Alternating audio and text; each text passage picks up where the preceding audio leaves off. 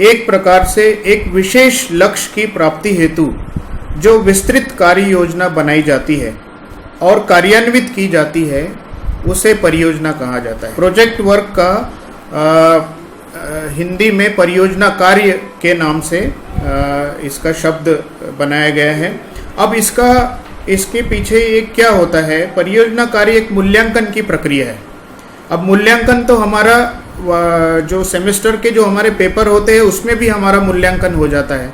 अब अलग से प्रोजेक्ट रखने की क्या आवश्यकता होती है? परीक्षा का एक विकल्प नहीं है बल्कि एक पूरक के रूप में, ये परीक्षा ही है, एक प्रकार से एक पूरक के रूप में इसका कार्य किया जाता है।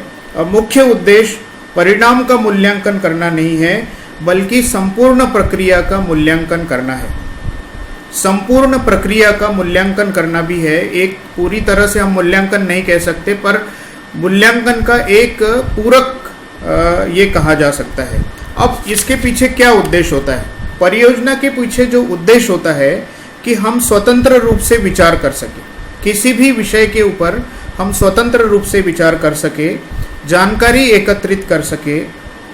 बहुत सारी विषय से संबंधित जानकारी हमारे पास में होती है और उन जानकारी को हम इकट्ठा करें और इकट्ठा करने के बाद में उसे नवीन और मौलिक रूप से प्रस्तुत करें। ये इसके पीछे उद्देश्य होता है। तो एक तो इसका उद्देश्य हो गया कि स्वतंत्र रूप से हम विचार करें, मतलब जो हमारे सिलेबस से इतर है, जो पाठ्यक्रम के अलावा है, उस पर हम उसी से संबंधित विचार करते हुए एक अपना मौलिक विचार रखें, जानकारी एकत्रित करें। जानकारी एकत्रित करना भी एक बहुत बड़ा काम होता है जिसे सोशल साइंसेस में डाटा कलेक्शन कहा जाता है। हमारे साहित्य में डाटा कलेक्शन तो नहीं होता है पर हम क्या करते हैं, हम सामग्री इकट्ठा करते हैं और उन जो सामग्री जो हमने इकट्ठा की है उसको नए और मौलिक रूप से हम क्या करते हैं, उसे प्रेजेंट करते हैं। तो प्रेजेंट करने का तरीका हमारा मौलिक होना चाहिए। अब ये जो प्रक्रिया होती है उसमें एक तरह का वाचन और पठन की अपेक्षा होती है। विद्यार्थी से ये अपेक्षा होती है कि वह वाचन और पठन करे और उसके पश्चात सुंदर अक्षरों में एक फाइल का तैयार करे। ठीक है। अब ये एक बहुत बड़ी सोच के साथ में ये प्रोजेक्ट रखा गया है और इसके पीछे उद्देश्य यही है कि नई सोच का स्वागत हो सके। मतलब आप स्वतंत्र सोच आप क्या रखते हैं किसी विषय के बारे में, और विद्यार्थी का जो अधिगम है वो अधिगम का मतलब है सीखने की प्रक्रिया। तो जो विद्यार्थी का जो अधिगम है वो उस पर केंद्रित हमारा परियोजना कार्य होता है। लिखित परीक्षा के द्वारा विद्यार्थियों की जिन योग्यताओं का मूल्यांकन नहीं किया जा सकता वह परियोजना कार्य के द्वारा उसका मूल्यांकन किया जाता है। आप समझ रहे कि नहीं? लिखित परीक्षा के द्वारा विद्यार्थियों की जिन योग्यताओं का मूल्यांकन नहीं किया जा सकता वह परियोजना कार्य के माध्यम से संभव है। अब आप कहेंगे कि लिखा हुआ हम इससे क्या जांचेंगे?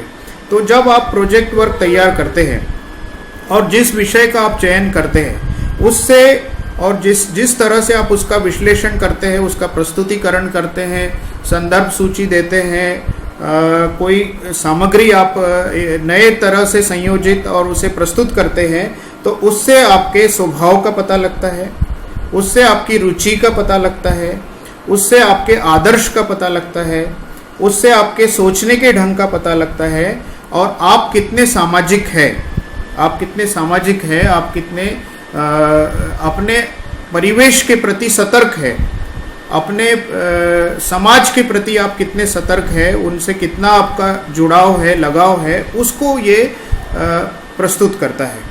तो ऐसी योग्यताएं जिनका मूल्यांकन लिखित परीक्षा के द्वारा नहीं किया जा सकता उसका मूल्यांकन हम प्रोजेक्ट के द्वारा करते हैं। कैसे तैयार करना है? तो मान लीजिए किसी कोई साहित्यिक कृति है और उस पर हमको उसकी समीक्षा करनी है। ठीक है। मान लीजिए आपने कोई रचना ली, जैसे गोदान है, शेखर एक जीवनी है, ठीक है, या फिर आप चाहे तो कोई काव्य कृति भी ले सकते हैं, तो कोई कहानी संग्रह ले सकते हैं। तो जो साहित्यिक विधा है, उपन्यास, नाटक, कहानी, रेखाचित्र या आत्मकथा, संस्मरण, रिपोर्टाज, कोई भी आप ले सकते हैं। उस साहित्यिक कृति की समीक्षा यदि हमको करनी है तो उस समीक्षा को हम किस हिसाब से हम करेंगे, उस पर हम बात करते हैं। तो पहले हमने बताया आपको, पहले अनुक्रमणिका हमको बनानी है। अनुक्रमणिका बनाने के बाद में हम रखेंगे, पहला बिंदु हमारा होता है प्रस्तावना का। तो प्रस्तावना में हम विषय चयन का कारण और उद्देश्य क्या है, इस पर हम बात करते हैं कि आपने वो विषय क्यों चुना है। हो सकता है कि आपकी कोई पसंदीदा कृति हो, आपकी, जिससे आप ज़्यादा अपना लगाव या जुड़ाव आप महसूस करते हैं, इसलिए आपने उस कृति की समीक्षा करने की सोची है। ठीक है, तो विषय चयन का कारण और उद्देश्य आप बताएंगे प्रस्तावना में। उसके बाद आप उस कृति के लेखक या संपादक कोई है तो उसकी जानकारी आप देंगे। उसमें प्रकाशन कहाँ से हुआ है, उस कृति का प्रकाशन कहाँ हुआ है, तो उसका स्थान का नाम बताएंगे। जैसे राजकमल प्रकाशन नई दिल्ली, ठीक है, या जो भी प्रकाशन का संस्थान है उसका नाम आप बताएंगे। फिर आप उसमें काल बताएंगे, मतलब किस वर्ष में ये कृति प्रकाशित हुई है वो बताएंगे। उसके बाद आप लिखेंगे जिस कृति की आप समीक्षा कर रहे हैं उसकी आवृत्ति कौन सी है। आवृत्ति का मतलब फ्रीक्वेंसी, मतलब संस्करण का क्रमांक कौन सा है। कई बार बहुत सारे संस्करण प्रकाशित किए जाते हैं और उन संस्करणों में कई बार परिवर्धन होता है, मतलब कुछ बदलाव होता है। तो जिस संस्करण को आप समीक्षा कर रहे हैं उस संस्करण का क्रमांक हमको लिखना होता है। फिर पृष्ठ संख्या कितनी है, उस कृति में पृष्ठ संख्या कितनी है। यदि 200 पेज का है, 250 पेज का है, तो वो हमको लिखना होता है। ठीक है, इसके बाद ये शुरुआती जानकारियाँ होने के बाद में फिर हम कहाँ पर आ जाते हैं, हम लेखक का परिचय हम प्रस्तुत करते हैं। तो गोदान की समीक्षा आपको करनी है तो प्रेमचंद का संक्षिप्त परिचय आपको देना पड़ेगा। ठीक है, संक्षिप्त में देंगे क्योंकि हमने किसी साहित्यिक कृति की समीक्षा करने का हमारा उद्देश्य है, इसलिए लेखक का जीवन परिचय बहुत बड़ा देने की यहाँ पर आवश्यकता नहीं है। फिर साहित्य सृजन की प्रेरणा लेखक को कैसे मिली और उसका स्वरूप क्या था, उसके बारे में आप बात करेंगे। ठीक है, इसके बाद अगला बिंदु जो आता है, साहित्यिक कृति का आशय क्या है।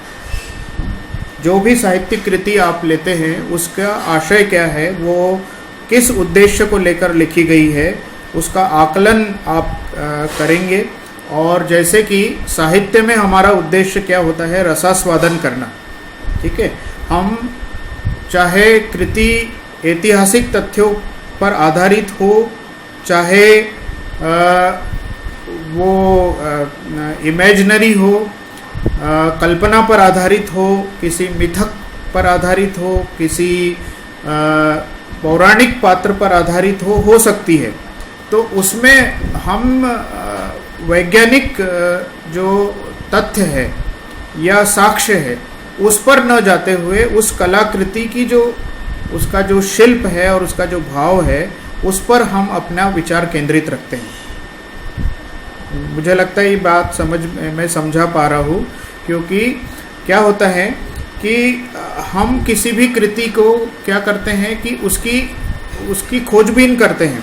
तो खोजबीन हम उसकी साहित्यिक जो हमारे मानदंड होते हैं उन मानदंडों के आधार पर उसकी खोजबीन करते हैं, ना कि उसके ऐतिहासिक साक्ष्यों के आधार पर। जैसे हमने देखा है कि आदिकाल का जो साहित्य है उसमें अधिकतर कल्पना पर आधारित साहित्य रचा गया है। कल्पना का प्राचुर्य हमको देखने को मिलता है, ऐतिहासिक तथ्यों को अनदेखी उसमें की गई है। परंतु यदि जब हम किसी कृति को साहित्यिक कोटियों के आधार पर जब उसका मूल्यांकन करते हैं तो हम उसको उसके ऐतिहासिक तथ्यों को नज़रअंदाज कर देते हैं, और वो इसलिए करना पड़ता है क्योंकि साहित्य तो वैसे भी कल्पना होता है, ठीक है, कल्पना होता है, परंतु उसे मौलिक रूप से किस तरह से रचा गया है, उसमें नयापन क्या है, उसमें भाव और शिल्प किस तरह के है, उसके आधार पर उस कृति की विवेचना की जाती है। तो मुझे लगता है कि आप समझ गए होंगे, जिसे हम रसास्वादन कहते हैं। हम कविता भी पढ़ते हैं तो किस लिए पढ़ते हैं? रसास्वादन करने के लिए।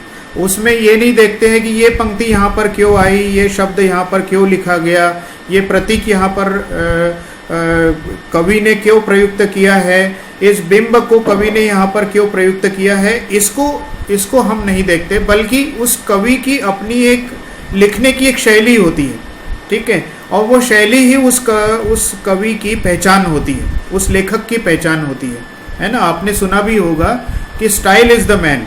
हर लेखक की अपनी एक शैली होती है, एक लिखने का एक तरीका होता है। तो उस शैली के आधार पर कोई लेखक या कवि जो है वो साहित्य का सृजन करता है, अपने रचनाओं को लिखता है। तो हमारा उद्देश्य क्या होता है? रसास्वादन करना। कविता का हम रसास्वादन करते हैं, और उसके पीछे हमारा उद्देश्य जो साहित्यिक कोटि के जो मानदंड, जो पैरामीटर्स होते हैं, जो मूल्यांकन करने के जो हमारे बिंदु होते हैं, उन बिंदुओं को हम सामने रखते हैं, ठीक है। और हम ये देखते हैं कि कवि या लेखक का कहने का मंतव्य क्या है, जिसे हम आशय गर्भता कहते हैं, कि उसके पीछे कवि का आशय क्या है, लिखने के पीछे कवि या लेखक किस उद्देश्य को लेकर लिख रहा है। तो उस आशय गर्भता को हम देखते हैं, और हम उन उद्धरणों को भी उद्धृत करते हैं जो उस कृति के प्रति अन्य समीक्षकों ने लिखे हैं। तो अन्य समीक्षकों के उद्धरण भी वो भी बहुत महत्वपूर्ण होते हैं।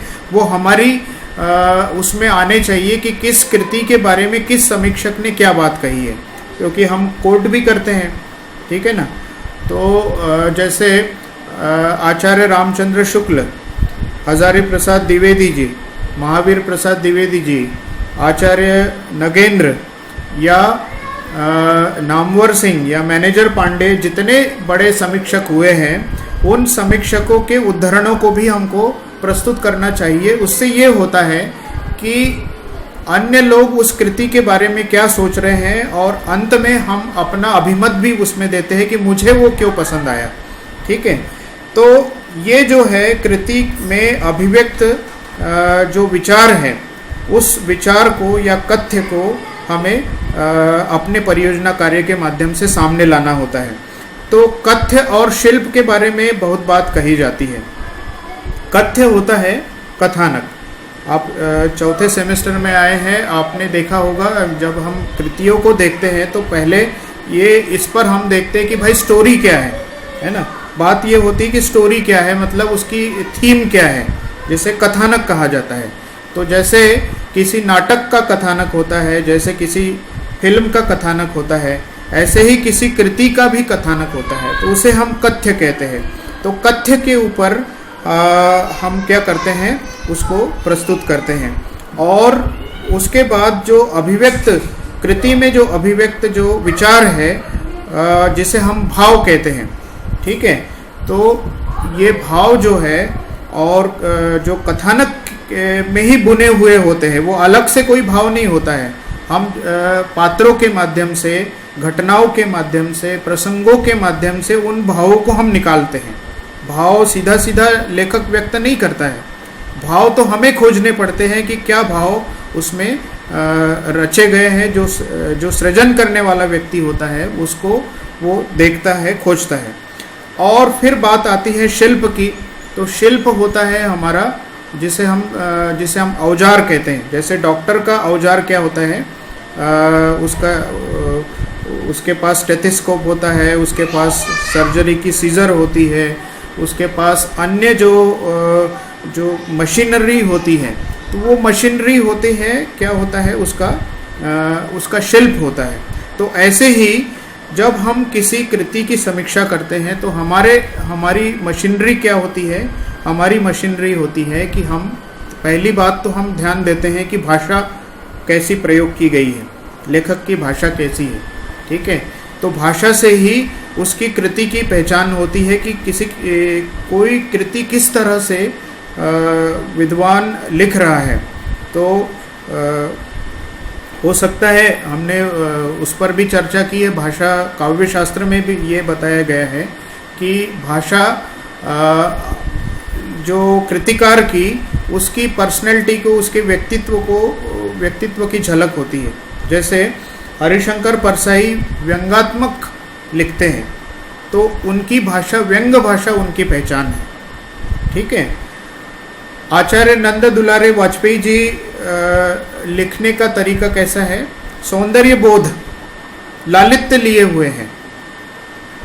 या विवेकी राय या कुबेरनाथ राय, ये जो लालित्य धर्मी जो कवि है या साहित्यकार है, तो उनके साहित्य में हमको लालित्य की छटा जगह जगह पर देखने को मिलती है। आचार्य रामचंद्र शुक्ल के लेखन की शैली थोड़ी गहन है, गंभीर है। ठीक है, उनके इसमें सूत्रात्मकता हमको देखने को मिलती है।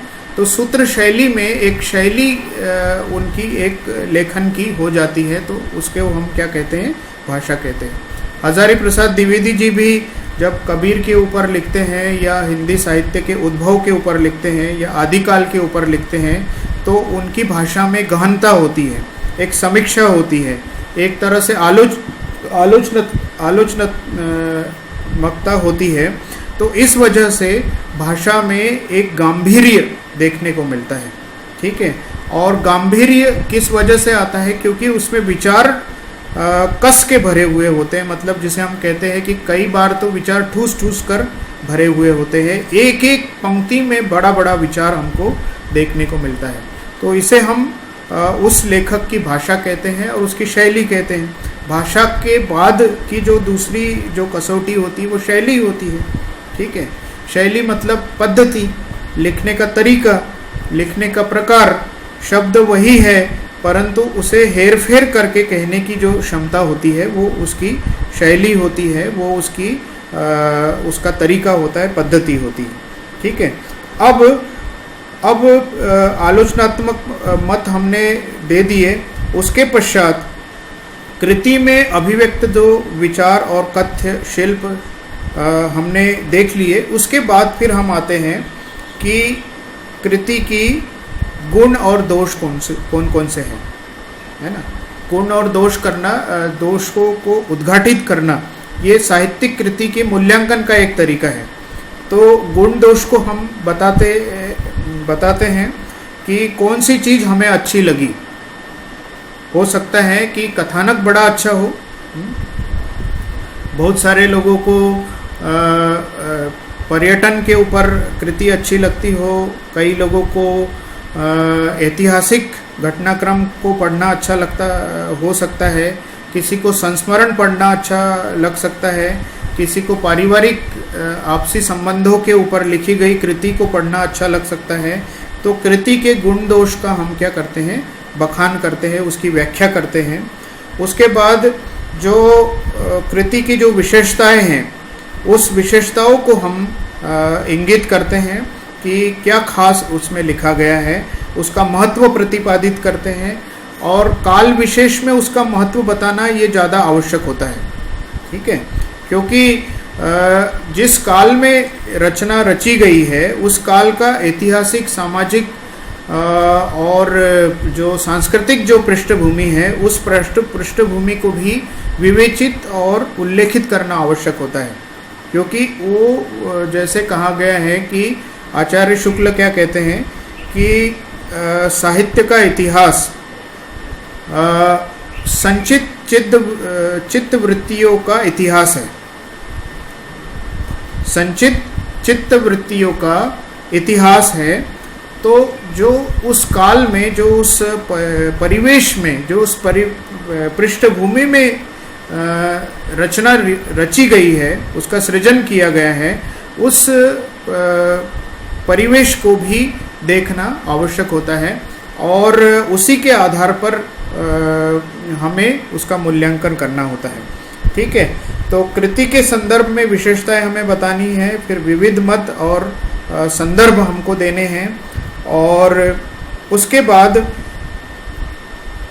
मूल्यांकन का जो अंतिम जो तरीका होता है वो हमारे स्वयं के विचार, हम उस कृति के बारे में क्या सोचते हैं, हम क्या विचार करते हैं, ये हमारा जो अंतिम विचार जो है हमारा होता है, जिसे हम मौलिकता कहते हैं। मौलिक हमारी स्वयं की सोच क्या है।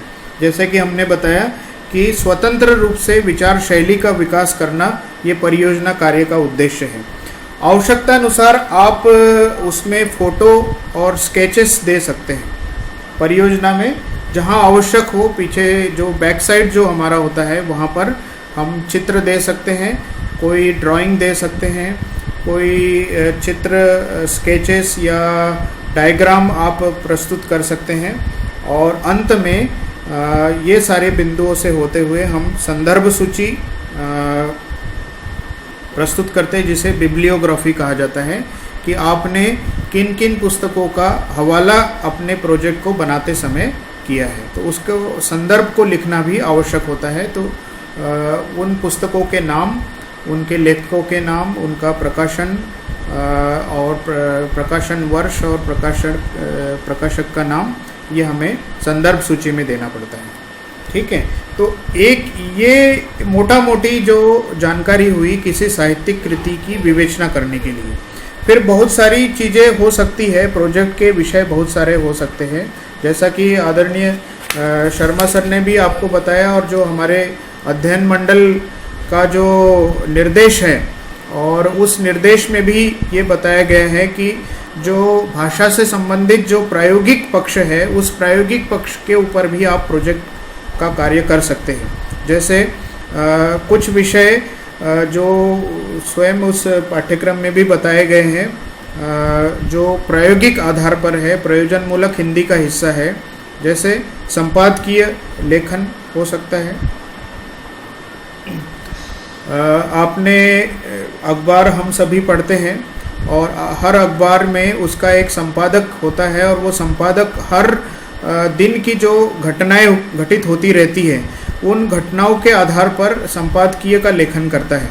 तो उस लेखन को आप बता सकते हैं अपने प्रोजेक्ट के माध्यम से। संपादकीय लेखन क्या होता है, उसको लेखन का तरीका क्या होता है, ये आप बता सकते हैं। दूसरा है फीचर लेखन। फीचर क्या होता है, फीचर के बारे में एक थोड़ा सा कन्फ्यूज़न ये रहता है कि हिंदी के जो विद्यार्थी है उसमें बहुत एक दिग्भ्रम की स्थिति में रहते हैं कि फीचर, जैसे फीचर फिल्म हम देखते हैं, है ना। फीचर फिल्म मतलब ये कहा जाता है कि जो आँखों के सामने एक तरह से चित्र प्रस्तुत कर दे, वो फीचर फिल्म होती है ना। तो ऐसे ही शब्दों के ताने बाने से हमारे आँखों के सामने ऐसी रचना जो एक तरह से फिल्म की भांति, एक चित्र की भांति हमारे सामने प्रस्तुत हो जाए, तो ऐसा जो आलेख होता है वो फीचर होता है। तो फीचर लेखन आप टॉपिक ले सकते हैं। समाचार लेखन का टॉपिक आप ले सकते हैं। समाचार कैसे लिखे जाते हैं, समाचार को उसकी एडिटिंग कैसे की जाती है, उसमें क्या महत्वपूर्ण होता है, उसकी भाषा कैसी होती है, उसको संयोजित कैसे किया जाता है, उसे लिखने का तरीका, उसके फॉर्मेट, उस संबंध में आप एक प्रोजेक्ट तैयार कर सकते हैं। फिर टॉपिक आता है हिंदी कंप्यूटिंग का, कि आजकल आप लोग देख रहे होंगे कि हिंदी कंप्यूटर पर हिंदी को बड़े पैमाने पर लिखा जा रहा है, और बहुत सारे बड़े बड़े लेखक भी हैं वो सोशल मीडिया प्लेटफॉर्म पर आ गए हैं, क्योंकि हम देख पा रहे हैं कि पिछले 2-3 सालों के में इंटरनेट बहुत सस्ता हुआ है, और इस वजह से सभी की पहुंच में आ गए हैं। तो जितने बड़े हिंदी के साहित्यकार हैं सब सोशल मीडिया प्लेटफॉर्म पर उपलब्ध हो गए हैं। उसका फ़ायदा ये है कि आप तुरंत अपनी बात को पाठकों तक पहुंचा सकते हैं।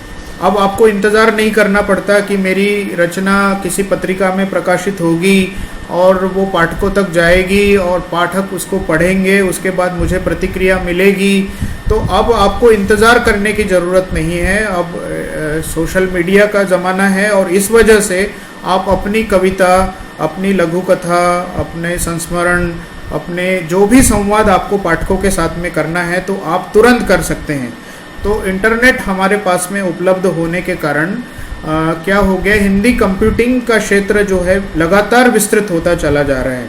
आप देख रहे होंगे कि हिंदी में ब्लॉग भी लिखे जा रहे हैं और लिखित ब्लॉग के साथ साथ वीडियो ब्लॉग भी अब आ गए हैं। और वीडियो ब्लॉग का भी उद्देश्य यही होता है कि आपको जानकारियाँ त्वरित और ज़्यादा से ज़्यादा लोगों तक आप पहुंचा सके। तो इस पर भी एक आप प्रोजेक्ट वर्क का एक विषय आप चुन सकते हैं। हिंदी कंप्यूटिंग क्या है, उसमें ईमेल है, फॉन्ट मैनेजमेंट है और आपका ब्राउजिंग है, हिंदी में ब्राउजिंग, हिंदी की वेबसाइट्स हैं। इन सबको मिलाकर एक आप प्रोजेक्ट को तैयार कर सकते हैं जिसे हिंदी कंप्यूटिंग का नाम दिया जा सकता है। ठीक है। इसके बाद दृश्य और श्रव्य संचार के जो माध्यम हैं, तो संचार आज बड़ा प्रभावशाली हो चला है।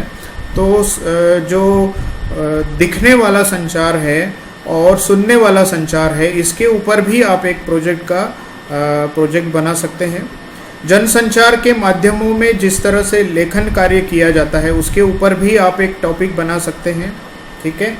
बहुत सारे लेखन के अवसर आज के समय में उपलब्ध है और यहाँ तक कि वेब कंटेंट बनाने का भी आजकल एक सुविधा मिल गई है। आप फेसबुक की पोस्ट लिख सकते हैं, कैसे लिखे, है ना। ट्विटर पर आप कोई ट्वीट करते हैं जो एक सीमित शब्दों में होता है, उसकी एक लिमिटेशन होती है, तो उस पर उसका कंटेंट आप कैसे तैयार करें, यूट्यूब पर कंटेंट हम कैसे तैयार करें, इसके ऊपर भी एक हो सकता है। हालांकि ये विषय थोड़ा सा खोज की मांग करते हैं, है ना।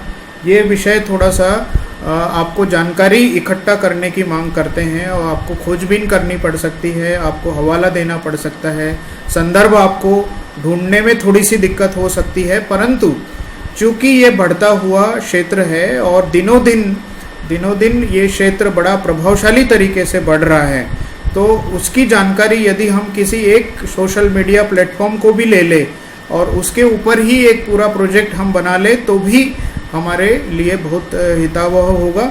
जैसे आपने फेसबुक को ही ले लिया या यूट्यूब को ले लिया या ट्विटर को ले लिया या व्हाट्सएप को ले लिया, ये सारे सोशल मीडिया के तंत्र हैं और इसकी वजह से सूचनाएं संप्रेषित बड़ी तेज़ी से की जा सकती है। अब इसमें सूचनाएं, इसका एक ड्रॉबैक हम आज के दिनों में हम देख सकते हैं कि गलत सूचनाएं भी प्रसारित होती है, क्योंकि वो तेज़ी से प्रसारित होती है और उसका खंडन मंडन कहीं पर भी नहीं होता है। तो इस वजह से इसका जो ड्रॉबैक है ये भी देखने को मिलता है हमको। तो चाहे तो आप पूरा एक हिंदी कंप्यूटिंग या आधुनिक दृश्य और श्रव्य संचार के माध्यम पूरे सब मिलाकर आप एक प्रोजेक्ट बना सकते हैं या एक किसी विधा को लेकर भी आप बना सकते हैं। ठीक है। इसके बाद एक टॉपिक आता है पटकथा लेखन का, जिसे स्क्रिप्ट राइटिंग हम कहते हैं। ठीक है। नाटक प्रस्तुत किए जाते हैं और हमने देखा कि बहुत सारी जो साहित्यिक कृतियाँ हैं उसके आधार पर नाटक प्रस्तुत किए जाते हैं। बहुत सारी प्रेमचंद की कहानियाँ हैं, उसे नाटक रूप में प्रस्तुत किया गया है, तो उसकी स्क्रिप्ट लिखी जाती है, जिसे हम क्या कहते हैं, पटकथा लेखन कहते हैं। कोई उपन्यास हो, जैसे प्रेमचंद के बहुतेरे उपन्यास है जिसके ऊपर फिल्में बनाई गई है। गोदान उनका बड़ा प्रसिद्ध उपन्यास था, उसके ऊपर फिल्म बनाई गई है। निर्मला उनका उपन्यास है, उसके ऊपर भी फिल्म बनाई गई है। चंद्रधर शर्मा गुलेरी जी का प्रसिद्ध उपन्यास है उसने कहा था, उसके ऊपर भी फिल्म बनाई गई। उसने कहा था तो एक कहानी है, और जो जिस दौर में ये कहानी लिखी गई थी 1914-15 का जो दौर है, उसके ऊपर भी एक फिल्म बनाई गई थी। चित्रलेखा एक ऐतिहासिक उपन्यास है, उसके ऊपर भी फिल्म बनाई गई थी। तो किसी साहित्यिक कृति पर आधारित जब उसका रूपांतरण किया जाता है, नाटक का कहानी में रूपांतरण होता है, कहानी का नाटक में रूपांतरण होता है, कई बार कहानी का फिल्म के रूप में रूपांतरण होता है, तो इसे हम क्या कहते हैं, विधा का रूपांतरण कहा जाता है। तो विधा का रूपांतरण कैसे किया जाता है, इसके ऊपर भी आप एक प्रोजेक्ट का एक ले सकते हैं। फिल्म की समीक्षा भी आप कर सकते हैं, परंतु फिल्म कैसी हो, साहित्यिक कृति पर आधारित हो। ठीक है, साहित्यिक कृति पर यदि कोई फिल्म बनाई गई है तो उसकी समीक्षा करते हुए आप एक प्रोजेक्ट बना सकते हैं। ठीक है, तो फिल्में हमको इंटरनेट पर उपलब्ध है, यूट्यूब पर तो बहुत सारी फिल्में उपलब्ध हैं।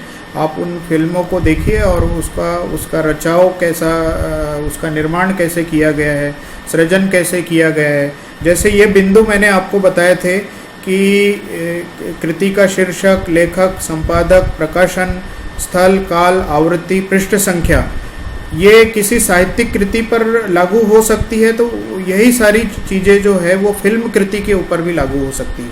तो आप उसमें क्या बदल देंगे, आप उसमें लिखेंगे कि फिल्म के निर्देशक कौन थे, ठीक है, फिल्म के संपादक कौन थे, फिल्म का जैसे पुस्तक का हम प्रकाशन करते हैं तो फिल्म की रिलीज डेट क्या थी, मतलब वो किस साल में आई थी। ठीक है, और उसकी लेंथ क्या है, जैसे हम पृष्ठ संख्या लिखते हैं तो फिल्म में हम क्या करेंगे, लेंथ हम काउंट करेंगे कि इसकी 2 घंटे की फिल्म थी, 2.5 घंटे की फिल्म थी, है ना, 2.25 घंटे की थी, तो वो लेंथ हमको लिखना पड़ेगा। फिर किस कृति पर आधारित है उसका संक्षेप में जानकारी हमको देनी है।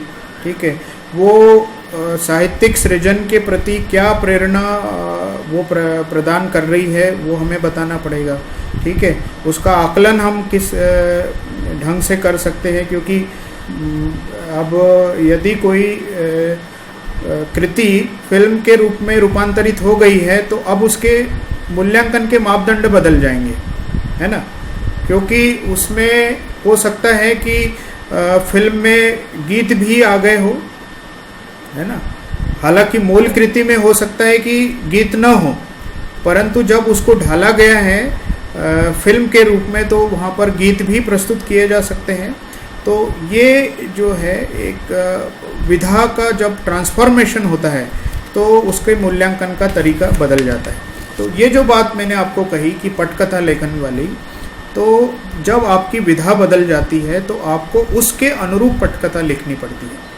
ठीक है, जब आप नाटक लिखेंगे, वो नाटक आप कहाँ पर प्रस्तुत कर रहे हैं, क्या वो नाटक आकाशवाणी पर प्रस्तुत हो रहा है, तो आकाशवाणी पर यदि प्रस्तुत हो रहा है तो केवल आप शब्द सुन पाएंगे, तो आपको उसके अनुरूप स्क्रिप्ट बनानी पड़ेगी। वो यदि फिल्म के पर्दे पर प्रस्तुत हो रहा है तो उसके अनुरूप आपको स्क्रिप्ट बनानी पड़ेगी, और वो यदि आमने सामने उसका सजीव प्रस्तुति यदि हो रही है, यदि लाइव प्रेजेंटेशन हो रहा है, तो उसके अनुरूप आपको उसकी स्क्रिप्ट बनानी पड़ेगी। ठीक है, तो पटकथा लेखन कैसे किया जाता है, इस पर भी आप एक प्रोजेक्ट का एक पूरा एक मैटर आप तैयार कर सकते हैं। वो एक कहते हैं कि वो भी एक कौशल है, स्क्रिप्ट लिखना भी एक अपने आप में साहित्य का ही हिस्सा है, और वो विधा के अनुरूप किस तरह की पटकथा लिखे वो भी एक तरह का कौशल का ही एक रूप होता है। ठीक है, अब मीडिया के बारे में हम बहुत चर्चा करते हैं। आमतौर पर मीडिया को मतलब कहना चाहिए कि चौथा स्तंभ तो कहा ही जाता है किसी लोकतांत्रिक परिदृश्य में, तो मीडिया आज के समय में बहुत पावरफुल है और इसमें क्या क्या लिखा जा सकता है, भाषा का कहाँ कहाँ पर उसका प्रयोग हो सकता है, तो मीडिया लेखन के ऊपर भी आप एक प्रोजेक्ट तैयार कर सकते हैं। ठीक है, अब ये तो ये हुई आपकी जो प्रयोजन मूलक हिंदी से संबंधित या जो व्यावहारिक हमारी भाषा का पार्ट है उसके ऊपर हमारे विषय हुए। अब जो सृजनात्मक जो साहित्य होता है उसके ऊपर भी आप प्रोजेक्ट तैयार कर सकते हैं। काव्य लेखन है, कहानी लेखन है ना, आत्मकथा लेखन है, संस्मरण लेखन है, लघु कथा लेखन है, या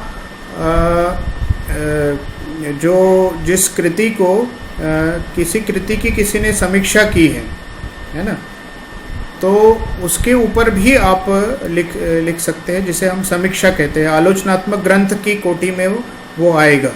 तो जो सृजन वाला जो पार्ट होता है, सृजन वाला पार्ट में हमें क्या बताना होगा कि कोई काव्य कृति है या कोई निबंध है या कोई उपन्यास है, तो उसको उसके लेखन की शैली क्या है, उसका तरीका क्या है, वो किस उद्देश्य को लेकर लिखा गया है, इन सब बातों की पड़ताल हमें उस प्रोजेक्ट के माध्यम से हमको करनी पड़ेगी। तो इन्हीं ये सारे बिंदु थे जिसके आधार पर हम क्या कर सकते हैं, अपना प्रोजेक्ट का कार्य अपना तैयार कर सकते हैं।